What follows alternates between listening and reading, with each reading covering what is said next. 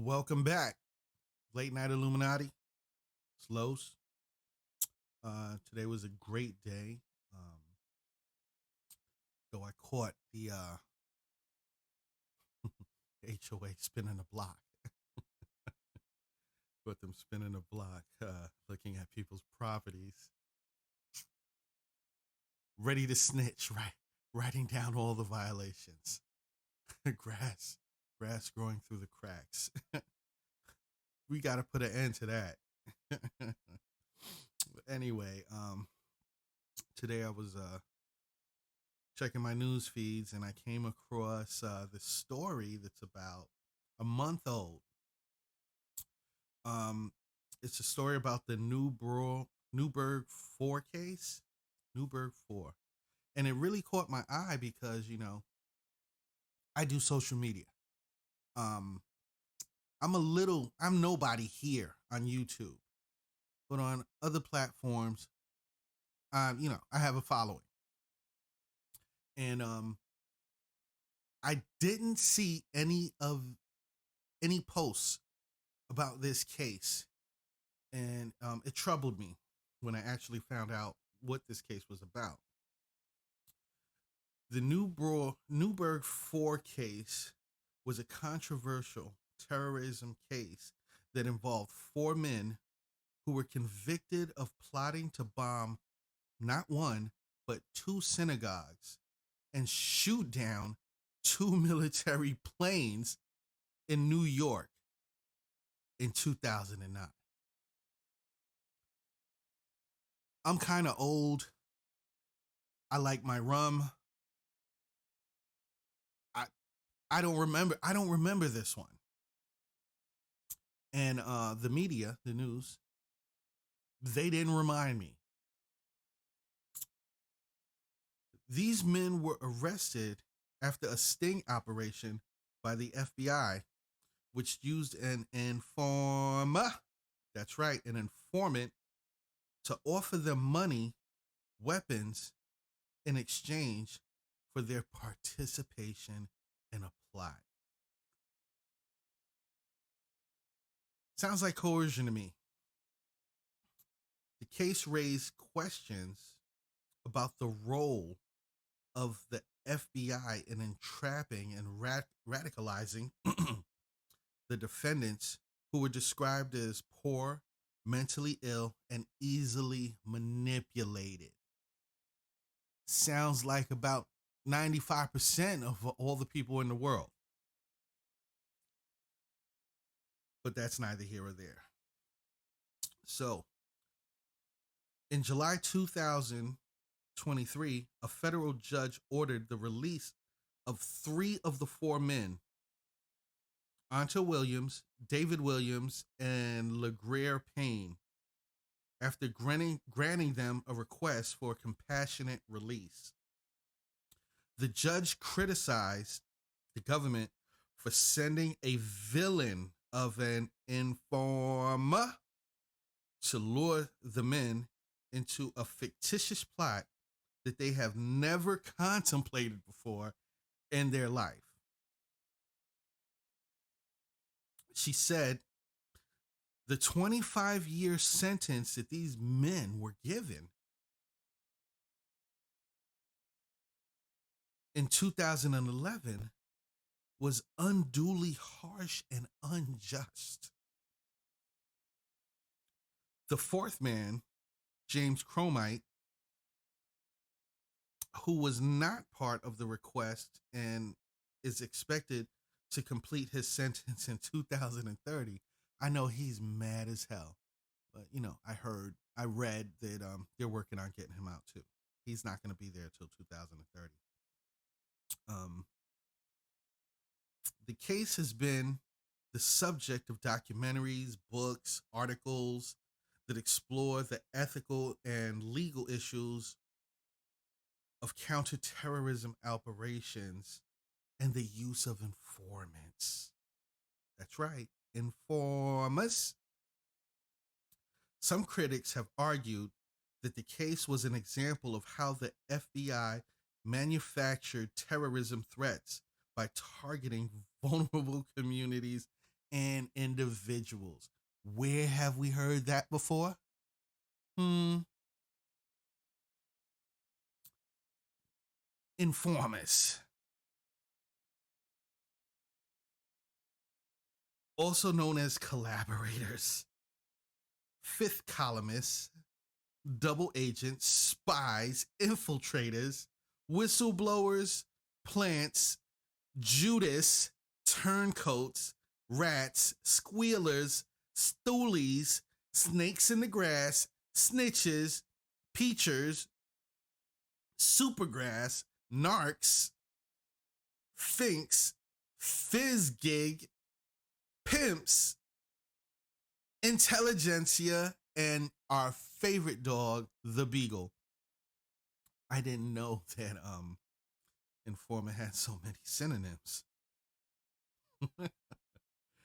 um, well, an informant is a person who provides information about suspected criminal activity to law enforcement, usually in exchange for some benefit or reward. Hmm. Informants can be members of the public, victims of crime, members of criminal groups like in that YSL Young Thug thing, and or public officials or police themselves. Informants are also known as justice collaborators, cooperating witnesses, or snitches. The role of an informant in a criminal case can vary depending on the type or extent of their cooperation. I just bought a new external sound card. I tried to hit the button for a sound effect and it didn't work. I might have to bring this one back. The role of an informant in a criminal case can vary depending on the type and extent of their cooperation. You have to be willing to cooperate to be a good informer. You have to be willing to give it all up. You have to lose yourself. Like 50 cents in that song. You got to lose yourself in the moment. That's what you have to do. Um,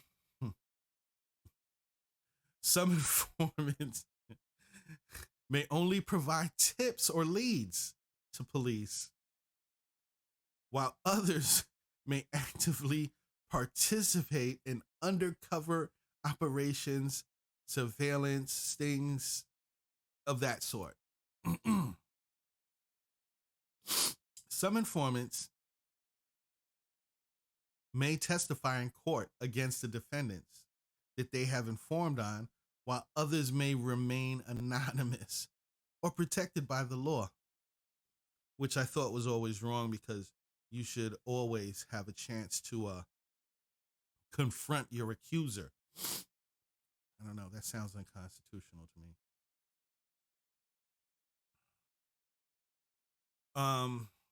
The use of informants in criminal cases has both advantages and disadvantages. On one hand, informants can help police solve crimes that would otherwise be unsolvable. You know, those first 48 cases that don't get solved within the first 48, those kind of crimes. Especially in crimes involving organized crime, like hip hop music. Joke. I'm just joking. I love hip hop music. I was raised on it. Terrorism, drug trafficking, and or corruption. Informants can also provide valuable inside information, evidence, or testimony that can strengthen the prosecution's case. Because the prosecution don't know shit unless the informer informs them, you know? It's the way it works. Informants can also pose an ethical and legal challenge for police and courts because informants, they're people. They're criminals 9 times out of 10, and they have ulterior motives, like staying their asses out of jail. They might want revenge. I don't like that dude. He making too much money. I'm going to inform on him. That type of shit. Informants may also be coerced or manipulated, entrapped by the police into committing or incriminating themselves or others. So that's how they get informants. They catch some guy on some little shit, some medium shit, never big shit. And they say, hey, you're just a small fish. If you can hook me a bigger fish, we'll make things light on you. We'll let you go. So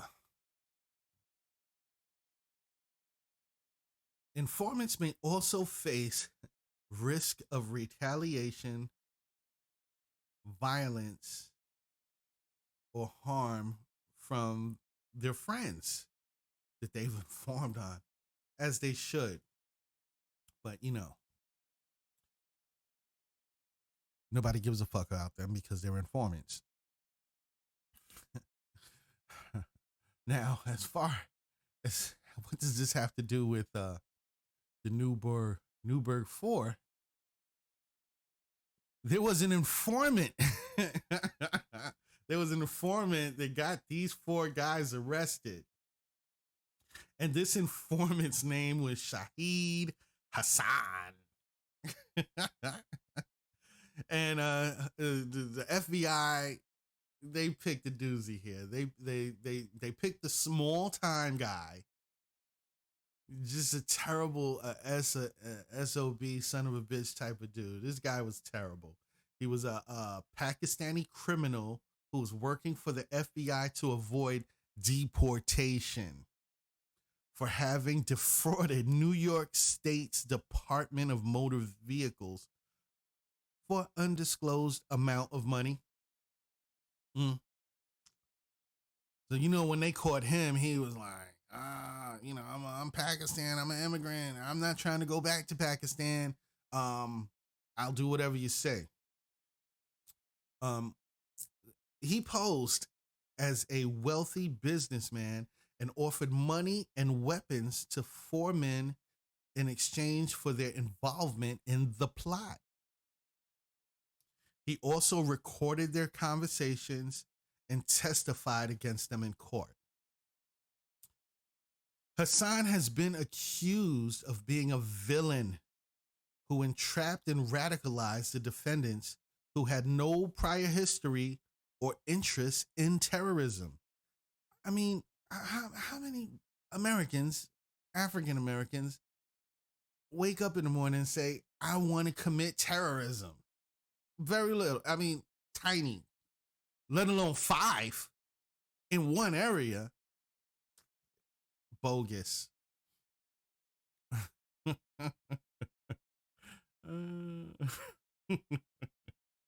Well, this is the bullshit part. This is the real bullshit part. He was paid $100,000 by the FBI for his work. So they didn't just do a regular informant, give him the regular informant treatment, which is cut back his jail time or, remove jail from his whole thing. They gave him $100,000.